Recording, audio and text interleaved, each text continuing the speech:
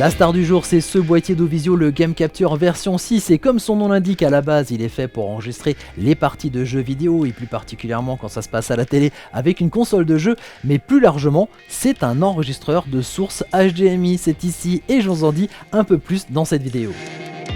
Alors le Game Capture version 6 d'Ovisio est à la base donc conçu pour enregistrer les parties de console de jeu sur votre téléviseur, tout simplement en branchant votre console de jeu ici en HDMI in et ensuite en mettant un autre câble pour pouvoir le brancher à votre téléviseur. Vous chointez en fait le signal audiovisuel pour pouvoir l'enregistrer.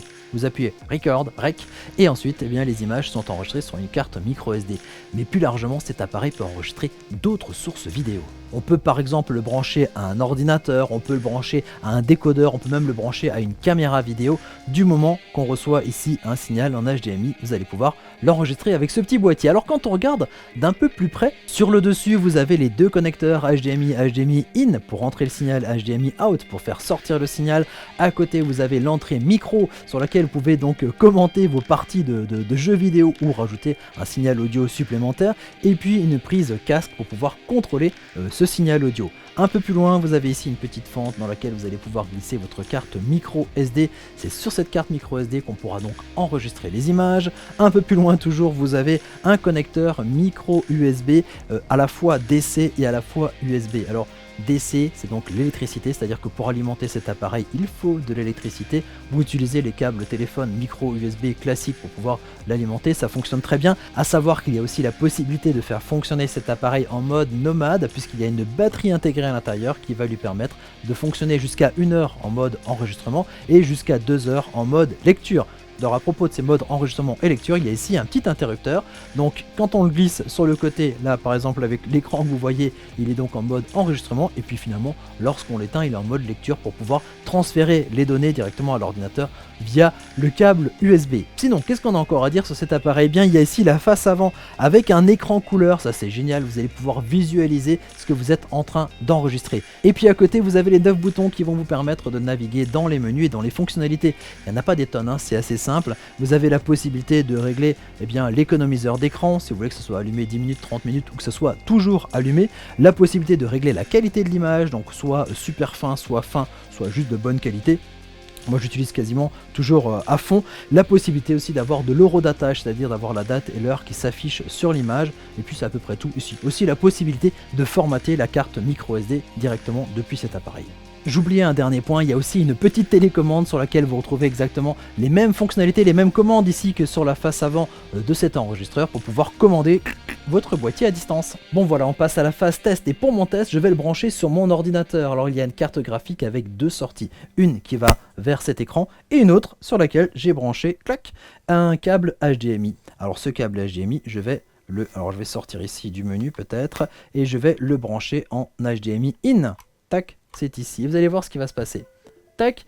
Ici, la résolution de mon écran vient de changer pour s'adapter ici à la résolution de l'enregistreur qui est donc en Full HD 1920 par 1080 pixels. C'est le format d'enregistrement de très très bonne qualité ici de cet appareil. Et vous allez voir, là on est sur le site de Pearl et vous allez voir que quand on navigue ici, tac, eh bien c'est en mode clone, c'est-à-dire ce qu'on a ici à l'écran, on retrouve exactement la même chose ici sur l'enregistreur. Ça, c'est top. Alors l'avantage évidemment pour pouvoir le mettre ici sur un ordinateur, c'est que contrairement à d'autres applications, on va pas simplement enregistrer les images d'un jeu, par exemple une fenêtre d'un jeu, mais on va pouvoir enregistrer tout ce qui se passe sur l'écran. Ça c'est pratique si vous voulez par exemple réaliser des tutos en vidéo. Là on voit tout, on voit toute votre navigation.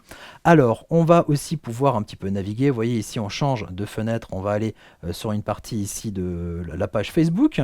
Et puis la possibilité, là vous voyez, là je suis en train de faire du montage, là on est sur le banc de montage. Et puis bien sûr la possibilité de lancer des jeux. Voilà, enregistrement de jeu. Alors là par exemple je vais pouvoir lancer mon enregistrement, ça se fait assez facilement. Là vous voyez on est à 60 fps, donc on est sur la résolution proposée ici par l'écran d'ordinateur. Et là en appuyant ici, tac, vous voyez ici ça vient maintenant de basculer en rouge et c'est en train d'être enregistré. Voilà, ça c'est bien pratique. Alors je vais pas faire toute une partie et vous montrer une partie de jeu. Voilà, je vais prendre quelques images juste en démonstration.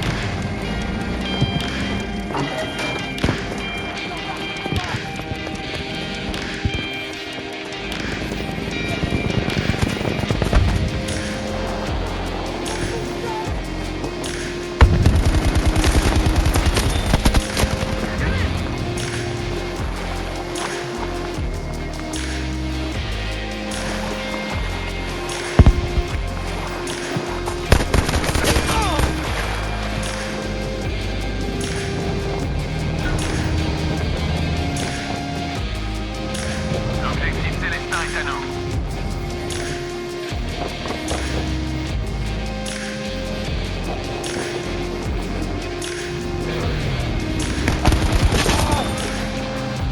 Bravo, soldats.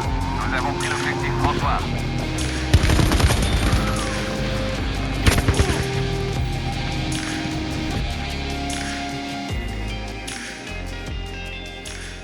Alors autre test, j'ai ici un caméscope avec une sortie HDMI, j'y ai branché un câble, tac, et je vais pouvoir le brancher ici, HDMI in toujours, et là, bon je vais sortir encore une fois du menu, voilà, et on voit ce que la caméra est en train de filmer. Tadam! Voilà. Attendez, on me voit. Ah! Voilà, c'est assez génial. On peut utiliser cet appareil par exemple comme un enregistreur externe pour une caméra vidéo. Et là, j'ai branché un casque audio pour pouvoir contrôler le son si c'est pas mauvais. Ok, c'est bon? Ouais, le son est très bon. Et voilà pour les tests de ce petit boîtier enregistreur HDMI Full HD. Et moi, je vous dis à très bientôt pour découvrir d'autres objets techno. Ciao, ciao!